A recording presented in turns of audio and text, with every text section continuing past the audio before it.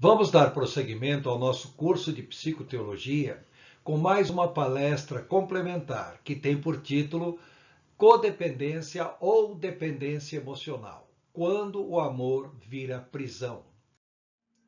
Primeiramente, gostaria de ler o soneto Amor de Luís Vaz de Camões, o maior poeta da língua portuguesa.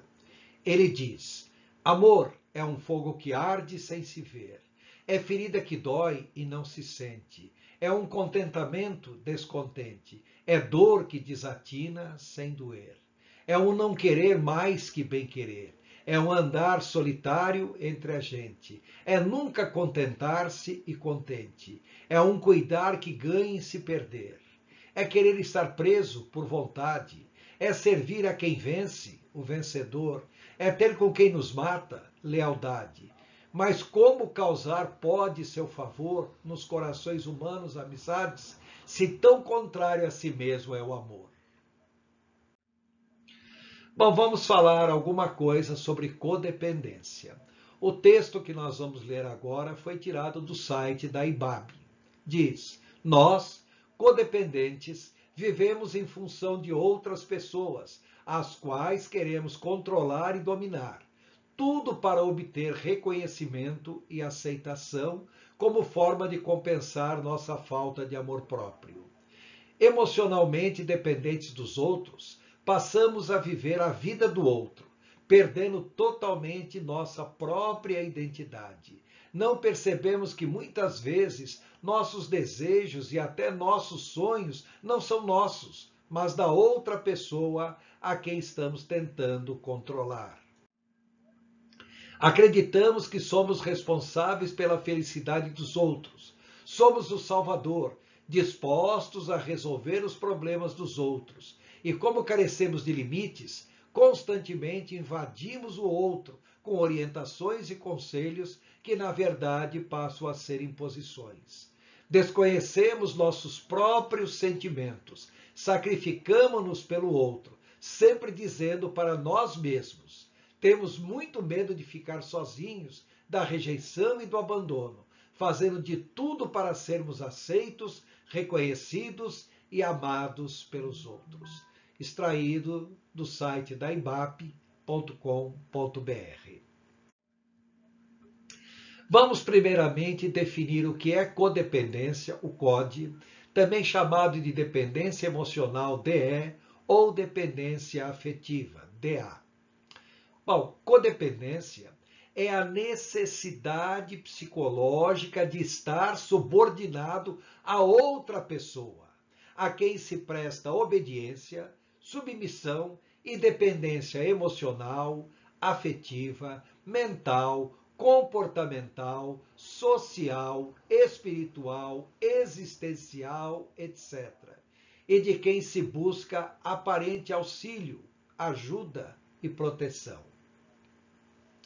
É interessante observar que, na maioria das vezes, a pessoa subordinadora é altamente manipuladora e controladora. E, normalmente, esse é um relacionamento abusivo.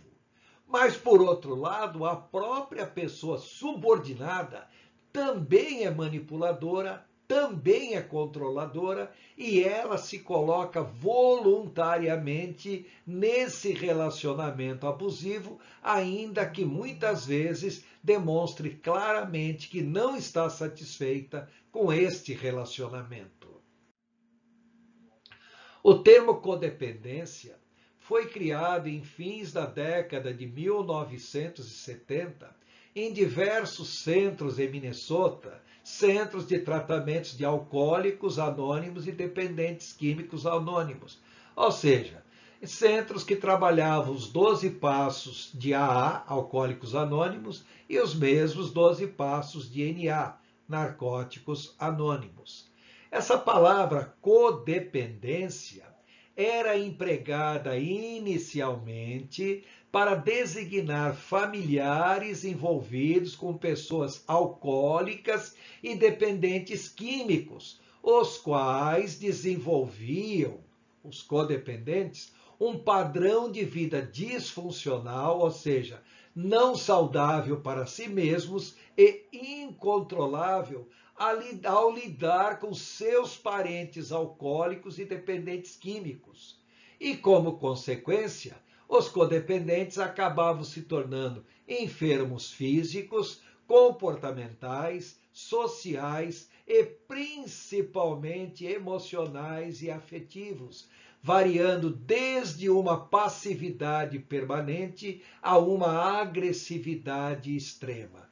Ou seja, por lidarem com parentes que eram dependentes químicos ou dependentes de álcool, os parentes próximos desenvolviam enfermidades desse tipo de relacionamento. Então, esses parentes próximos eram chamados de codependentes, porque não eram os dependentes direto, mas desenvolviam enfermidades ao lidar com os seus parentes dependentes. Apesar do relacionamento disfuncional, o codependente não consegue se desvencilhar dessa relação. Oliveira diz: o codependente depende da dependência do outro sobre si e desenvolve uma relação incontrolável de sujeição ao dependente. Codependente dá muito de si, sem retorno, sem gratidão ou reconhecimento por parte do dependente. Com isso, o codependente se sente usado e abusado, e sua autoestima entra em colapso e em degeneração total.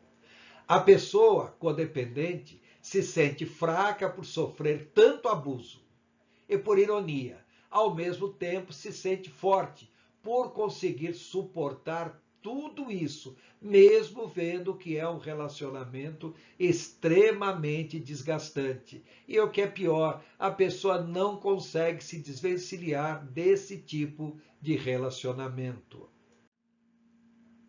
Essa submissão é estabelecida normalmente numa relação de amor.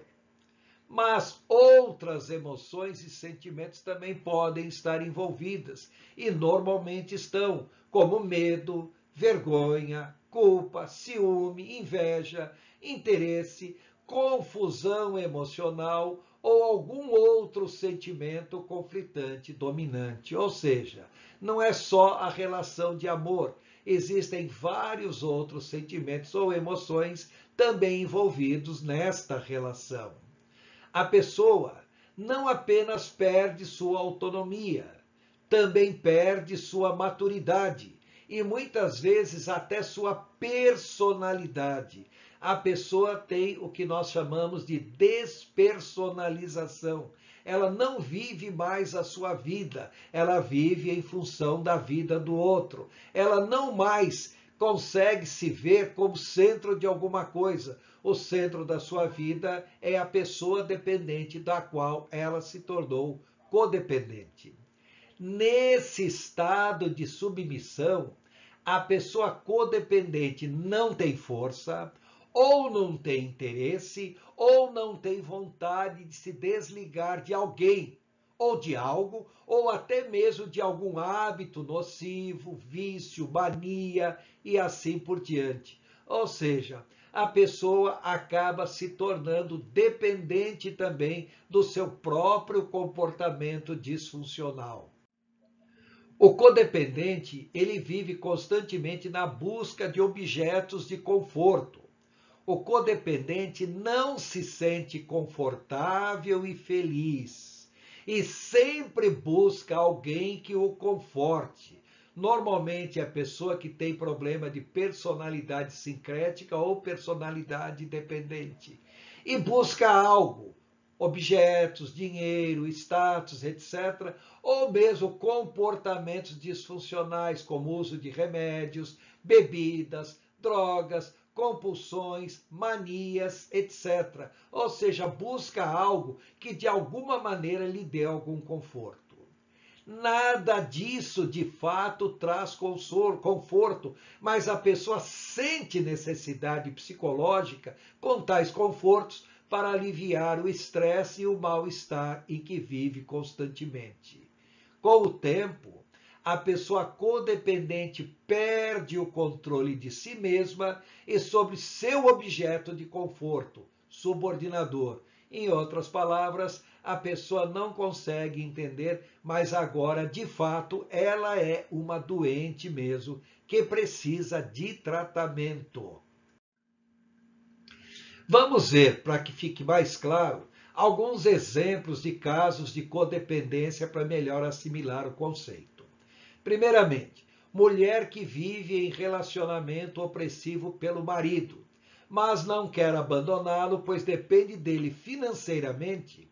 E se por um lado o marido é opressivo, por outro lado ele a protege das outras pessoas reputadas como más. Ou seja, a pessoa está sofrendo a opressão por parte do marido, mas ao mesmo tempo se sente protegida por ele das demais pessoas. A pessoa desenvolveu uma relação de codependência em relação ao marido opressivo. Um outro exemplo.